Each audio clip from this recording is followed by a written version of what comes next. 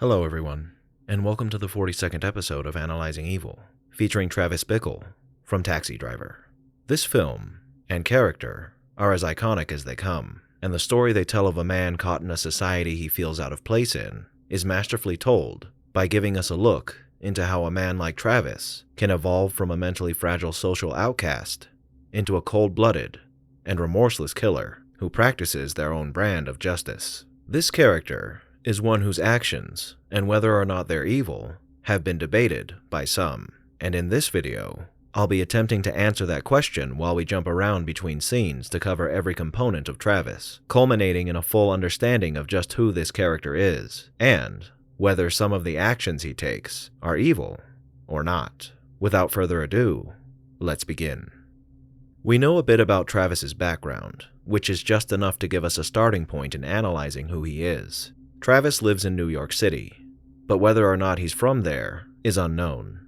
There's a point in the film where he writes out an anniversary card to his parents, and in it, he states that he can't give them his address, so we know that he's at the very least estranged from his family at this point in time. Now besides that, there are three main things we have to go off of here that give us insight into how Travis developed into who he is. The first is that Travis is fairly uneducated as far as we know, showing that perhaps he dropped out of high school or did poorly in school.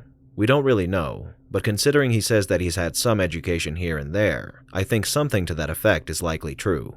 The second is that in a journal entry, Travis states that loneliness has followed him all his life, which tells us that he's been a loner his entire life, which is important, as if this entry were not present in the film, us viewers might have assumed that he fell into a state of loneliness after he experienced our third piece of information about his backstory, his service in the Marine Corps, and specifically, service during the Vietnam War. Though his loneliness doesn't come from his time serving in the military, these two things still go hand in hand, as a component of Travis's loneliness is that he feels like he's an outsider, that he doesn't quite fit in with the world around him. And part of the reason for that is because he has a negative view of what he sees as the scum that society at large has evolved into.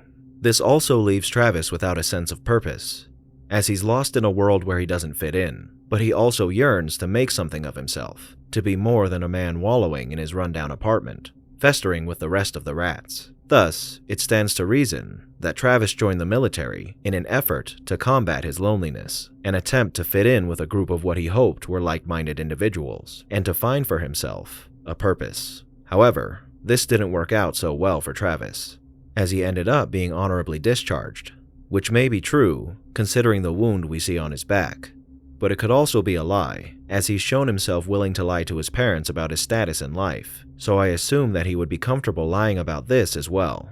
Whatever the case may be, it doesn't seem that his time in the military had any sort of positive impact on Travis, only leaving him with PTSD from whatever happened to him during his time in Vietnam. And that brings us to the beginning of the film, where we find our protagonist living a life of perpetual misery, one where he can't sleep and has become addicted to alcohol and an unknown prescription drug, while also damaging his body further with a diet consisting of junk food, sugar, and of course, more alcohol. Travis, at this point in the film, is attempting to fill his time with as many distractions as possible in an effort to quiet the never-ending stream of negative thoughts that bombard his mind. For an untold amount of time, he never manages to do so, until finally, after weeks of monotonous ruin, a ray of light appears in Betsy, the woman in the white dress that he views as an embodiment of perfection, an angel walking amongst the damned souls of New York City. Now, when we were discussing his backstory, we touched on the 3 points of struggle that Travis battles with during this film: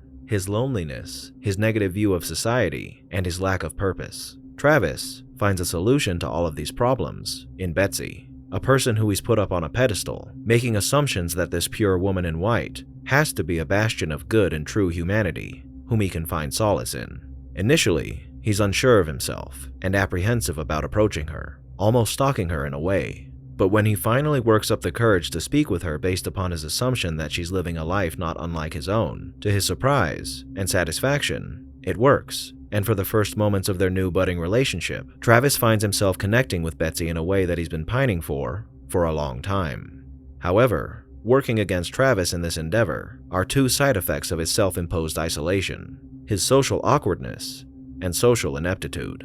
We've seen a bit of this so far with his interaction with his new boss in the beginning of the film, and with his less than conversational encounter with fellow cab drivers in a cafe. But when he takes Betsy out to see a movie is where it really shines through.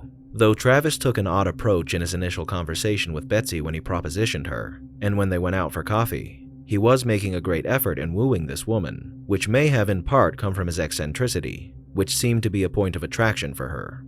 This date starts out about the same as their previous 2 encounters, and initially, it goes well. However, this quickly changes as Travis's social ineptitude kicks in, and he decides to take Betsy to an adult theater, an idea that is about as exciting and tactful as asking her right out to have sex with him, which Betsy is keen to point out. This scene certainly shows us his social ineptitude, but it also succeeds in conveying to us something else about Travis that is quite important.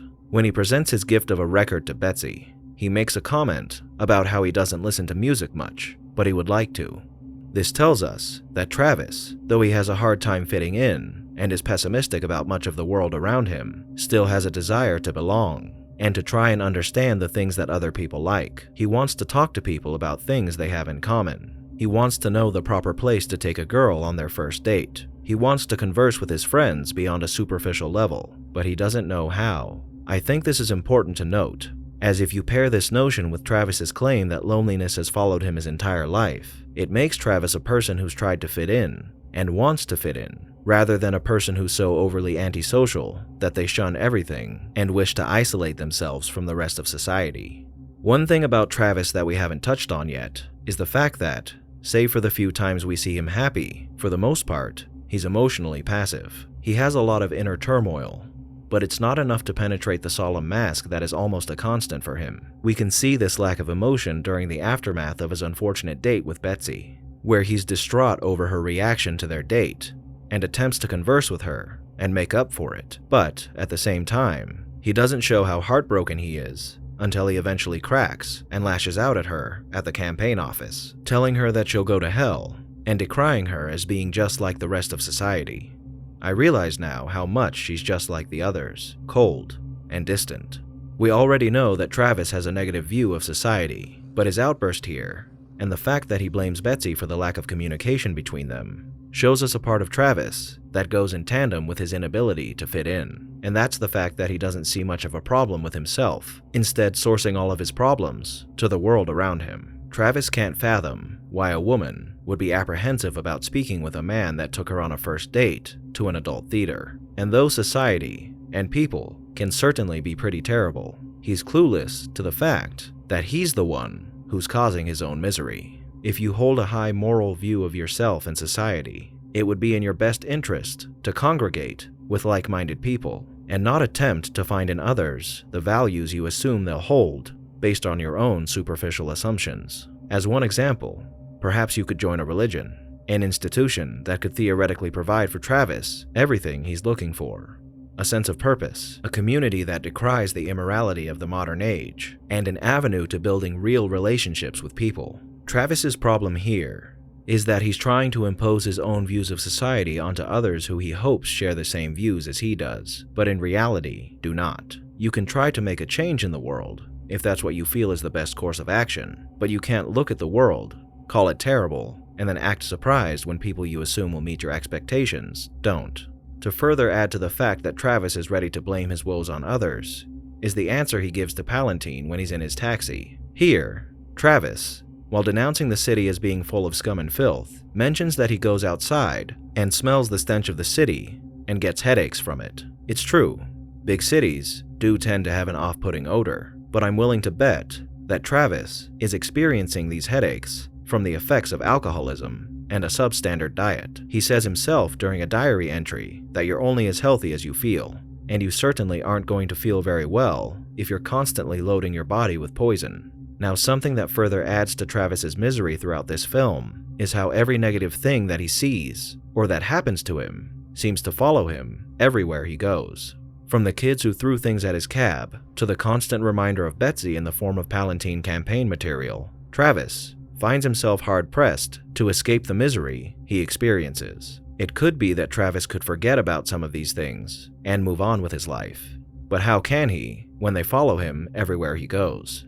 In one of these instances, Travis makes his own reminder in the form of a worn-out $20 bill after Matthew pulls Iris from his cab when she's attempting to escape him. Funnily enough, Matthew tells him to forget about it, and perhaps Travis could have if he hadn't kept that $20 bill on his person at all times as a constant reminder. This adds even more misery to Travis's life, as he's now tacked on guilt to his emotional corkboard, which goes along with his depression, hopelessness, and angst. A guilt that comes from the fact that he went against his own principles, as when the time came for him to do something about the scum and filth he hates so much, he did nothing. Now, to his credit, after his rant towards Betsy and his experience driving the man who wanted to kill his wife, which I'll talk about in a moment, Travis attempts to seek outside help for his emotional torment, which is a step in the right direction. However, he reaches out to the only person in his immediate vicinity that he knows well enough that he feels comfortable coming to for help. And though Wizard tries, these words are far from enough help for a man like Travis, and they do little in the way of helping him with anything. Now, after this moment comes a turning point for Travis, and besides the obvious buildup towards this turning point, there are three things that accelerate him towards it. The first is his encounter with a passenger who he took to the apartment of his wife's lover, whom this man planned to kill. I think this moment resonates with Travis, as though he's quiet for the majority of this scene. This man is much like Travis himself, and the way in which he's willing to take action against something he despises is something that Travis can identify with, as he's been skirting on the edges of this drastic line of thinking for some time now. The second thing is an interview of Palantine he watches in his apartment, where Palantine remarks that the people are beginning to rule.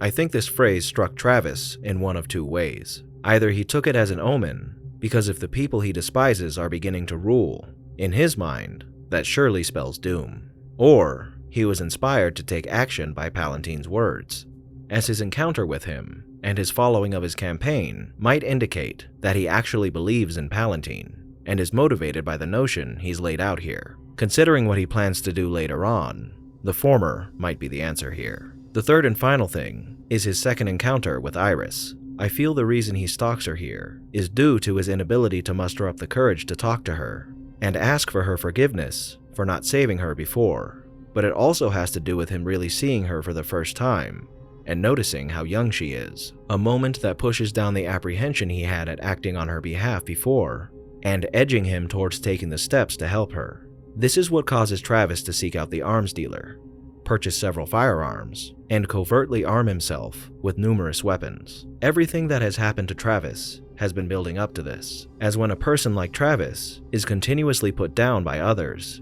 or himself, their negative thoughts often lead them to a solution that will allow them to let loose their pent-up emotions: violence. Travis is now committed to realizing an idea he's had for a long time: the use of force to make a change in society that will perhaps spur others into action against all the wrongs he perceives in the world. Up until this moment, Travis hasn't done anything you could call evil. So far, he's only been a troubled man, ignorant to the misery he's causing himself. But now he's moved on to planning an assassination in an effort to improve the world around him. This harkens back to what I was talking about earlier. Travis is finally attempting to better himself. He's quitting the drinking and the drugs and the terrible diet, and he's trying to improve his physical health, but he's doing so in order to solve his problems by correcting the problems he sees in others. There's no doubt that crime was rampant during this period in history. New York was on the filthier side, and people can be terrible. But if Travis truly wanted to make a change in the world, he would focus his energies on doing just that, making a change. Instead, in pursuit of solving his own misery by correcting the world around him, he chooses to lash out and expel his emotions through violence and chaos, an act that would bring about more negatives than positives. However, it's not just this act he plans on committing with his newfound arsenal, but he also has the intent to stand up to any adversity he experiences. No longer will he just stand by and watch the filth float along the river of society. He's going to cast his net and clean it up himself. Here's a man who would not take it anymore, a man who stood up against the scum, so says Travis. He even remarks before he goes out to attempt his assassination that his whole life has pointed towards this moment, and he's never had a choice in the matter. Now that is obviously not the case, as Travis could have done anything else in the world besides this, and the problem with this line of thinking is again that Travis is taking matters into his own hands and attempting to provide the solutions to the problems society has using his own methods. Instead, he could have turned his efforts towards something positive. He could have volunteered at a youth center or worked with organizations who are attempting to solve these problems. He could have even become a cop if he wanted to fight crime in a more literal sense, though a man like Travis would probably not make for the greatest cop. Instead, he plans to murder a politician and become a vigilante, a profession we see him dipping his toe into when his local market is being robbed. Now, this moment is a delicate situation, as if Travis hadn't killed this man, then perhaps the store owner might have been shot and killed. However, it could be that this thief would have left without firing a shot after he received the money. This is a case where you have to ask yourself whether or not this man deserved to die. Again, had Travis not acted, it's possible that this man would have shot the store owner, but it's also possible that if Travis had stayed quiet, the man would have left. Thieves deserve to be punished. That's a given. That's why we have laws that are in place to punish thieves. Sometimes these laws don't work out, and thieves get away, but eventually, most criminals are caught and punished according to their crimes. Death is not an appropriate punishment for this crime. I'll say it again. This could have been the right course of action considering the circumstances. We'll never really know, but it's still worth noting that Travis chose murder rather than an alternate solution to this scenario. But now we need to move on to the greatest example of Travis taking matters into his own hands when he shouldn't have, which is his efforts to free Iris from prostitution. Now, this is certainly commendable that Travis is making an effort to try and free Iris from this horrifying situation, and the people who are engaging in this lowest of the low crimes deserve untold amounts of punishment for these crimes. However, the way Travis goes about doing this is wrong on so many different levels. Initially, what he's doing is actually a step in the right direction, as he attempts to convince Iris that what she's doing is horrible, and that he can take her away from all of it, which is great. He even attempts to help her by providing her with the last of his money before he goes off to his inevitable death after he murders Palantine. But here's the thing. What was stopping him from telling someone about Matthew and what he was doing? Travis, at any time, could have driven down to a police station and told them what was going on. He could tell them that he knew the location of a pimp who was actively engaged in child prostitution, and he could provide names and all kinds of information so they could send someone down there, undercover or not, to deal with the situation. Sure, you could argue that sometimes the police, especially with a heavy load on their plate already, would be slow to act, or wouldn't act at all, but those are some pretty serious and heinous allegations that I doubt any cop would brush off. Instead of doing that, he sends her an envelope of cash, which would have likely been intercepted by Matthew, leaving her to sort out her own fate. But it doesn't end there. Travis's plot to assassinate Palantine is never realized, which is rather fortunate for not only Palantine, but Travis and society. But it's unfortunate in that he's now turned his attention back to vigilantism, and specifically to again sorting out Iris's problems himself, this time with murder. To be fair, he assumed he would have been dead by now after committing another horrible act, so this would have never happened, but it's still horrifying that it does. Now, I know nobody feels sorry for these guys at all, myself included. They truly were scum, and this is an act that is often pointed out as being good rather than evil by some people. But killing these men did far more harm than it did good. Iris has experienced hardship and traumas at this young age that no one should ever have to experience. And now, on top of that, she had to witness the brutal murder of 3 men right in front of her. Yes, Travis freed Iris, but at what cost? This already heavily abused young girl now has another source of trauma to draw from, and all because Travis felt he was the only person capable of solving a situation like this. A hero wading through a world of villains, one who would right the wrongs in the world with his will and his gun.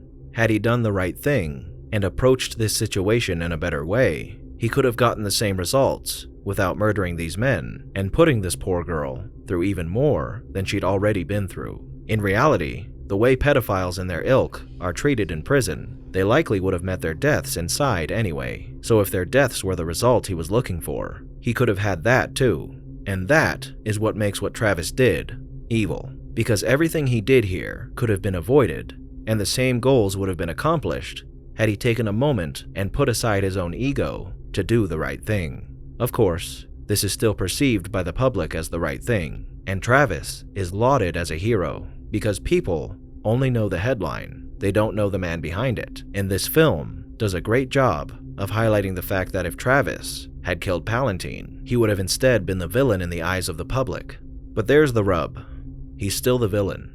He's still a man who chooses murder over providing real solutions to problems, taking matters into his own hands, and causing more harm than good with his misplaced good intentions. Now, the ending is something that was debated on for a long time before Scorsese and Paul Schrader, the film's writer, put the issue to rest. A lot of people thought that the ending sequence where Travis encounters Betsy again was some sort of dream he was having while he was in a coma, as the way he's perceived as a hero could have been his own fantasy. But they have both since confirmed that this was not a dream, and the meaning behind Travis looking into the mirror at the end was that this film could have started all over again from that point, as Travis hasn't changed at all, and he's still the lonely, aggravated, and depressed man he was when the film started. And at this end, who was Travis Bickle? He was a deeply troubled man, one who had experienced loneliness his entire life, and who had become disillusioned with a society who he viewed as evil, one that he believed had abandoned him in favor of reveling in their own self-satisfied modern age. To compound this, he suffered from PTSD, and his loneliness stemmed from the fact that he was rather odd and unable to connect with people around him in a meaningful way, though he desperately wanted to and tried to fit in. Isolation, detrimental habits, and negative views led this man to the only solution he found that made any sense: enacting violence upon a population that so desperately needed to be corrected. In doing so, he stopped the robbery of a store and managed to free a little girl from child prostitution, but at the cost of committing 4 murders and damaging that girl's life even further than it already had been. Travis Bickle saw the world and all its flaws on full display, but he never managed to find the flaws in his own character, believing himself to be the one sane man in a world of insanity. And he thoroughly believed that what he was doing was selfless, a man standing up when others wouldn't, when in reality, he was only trying to live out his own desire to make a change and find purpose in his life, solving the world's problems, real or perceived, to satisfy himself, no matter how much he thought otherwise. Misanthropic, misguided, and self-maligned, the case of Travis Bickle is an unfortunate example of the detriments of unchecked mental health. A man who was rife with issues both personal and emotional that roiled in his mind until they coalesced into projecting these issues onto nearly everyone around him. And though he may have intended to do good, a man like Travis is, as Betsy said, a walking contradiction, a ticking time bomb of angst and anger, just waiting to be unleashed upon the people he believes deserves it. And though we can feel sorry for the tragedy that is his inability to understand his own effect on the misery in his life, and hope to see people like Travis get the help that they deserve, his beliefs and the actions he takes, and will inevitably take if left to his own devices, are clouded by evil. Thank you all for tuning in to this episode of Analyzing Evil, and I hope you've enjoyed. What are your thoughts on Travis? Did I miss anything? Let me know down below, and leave a suggestion for a villain you'd like to see featured in a future episode while you're at it. If you liked this video and want to see more like it appearing in your feed, click the subscribe button to keep up on the latest episodes, and feel free to leave a like while you're at it. Thank you once again to all of my existing subscribers for your continued and incredible support. If you'd like to support the channel even further, consider signing up as a patron over on Patreon. You can find a link to Patreon down in the description. Thank you to everyone who signed up so far, and a most vile thank you to those whose names you're seeing on screen now.